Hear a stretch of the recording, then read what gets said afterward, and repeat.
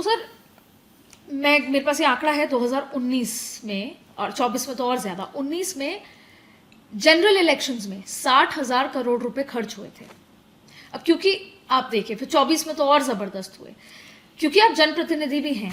ऐसा नहीं लगता आपको, कई बार होता है ना कि साल में एक बार कोई दिन आता है तो हम दिल खोल के खर्च करते हैं, तो ऐसा तो नहीं होगा कि लोग, पॉलिटिकल पार्टीज और जनप्रतिनिधि जो चुनाव लड़ेंगे वो ये सोचें कि 5 साल में एक ही दिन तो आ रहा है तो दिल खोल के पैसा खर्च किया जाए, क्योंकि कई बार चुनाव में जाहिर तौर पे ब्लैक एंड व्हाइट पता नहीं होता। तो ऐसा तो नहीं है कि ये अलग तरीके का करप्शन शुरू हो जाएगा? देखिए, ऐसा नहीं है। चुनाव में जहाँ तक 2019 की आपने बात की और 2024 का कि 60,000 करोड़ खर्च हुआ, ये हो सकता है कि आप ऑफिशियल रिकॉर्ड की बात करें। मैं उनकी बात करता हूँ जो 1.6% जीडीपी जो है, जो इनटेंजिबल, जिसको आप जो है हम कह सकते हैं कि जो फॉर्मल एक्सपेंडिचर होता है उसकी बात नहीं कर रहा हूँ, इनफॉर्मल। जैसे उदाहरण के तौर पे मैं आपको एक उत्तराखंड का उदाहरण दे रहा हूँ। ठीक है।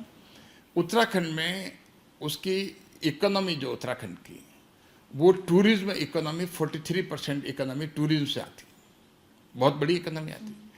और वहाँ टूरिज्म का सीजन जो होता है वहाँ मार्च, अप्रैल और मई और सितंबर और अक्टूबर, तो 7 महीना वहाँ सीजन नहीं होता और 5 महीना सीजन होता है।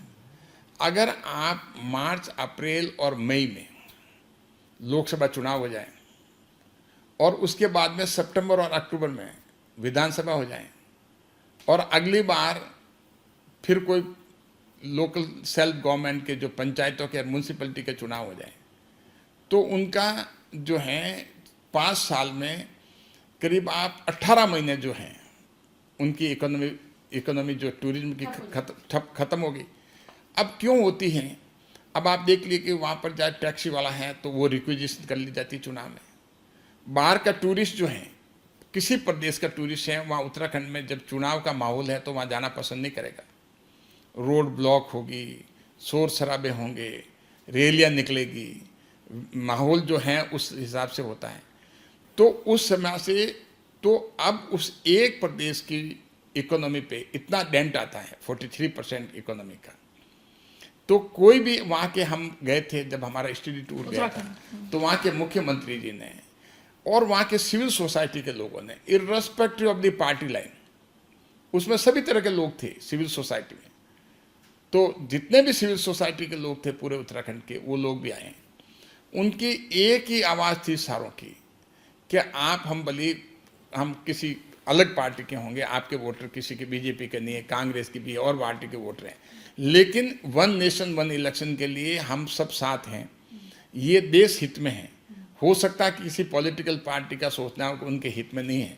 मेरा तो मानना है कि अगर देश हित में नहीं, अगर देश हित की बात नहीं करे तो उस पॉलिटिकल पार्टी को फायदा भी नहीं हो सकता। हित का आपने जिक्र तो national interest first and second party का, और नेशनल इंटरेस्ट अगर सर्व होगा तो पार्टी का इंटरेस्ट भी सर्व होगा। ठीक है सर।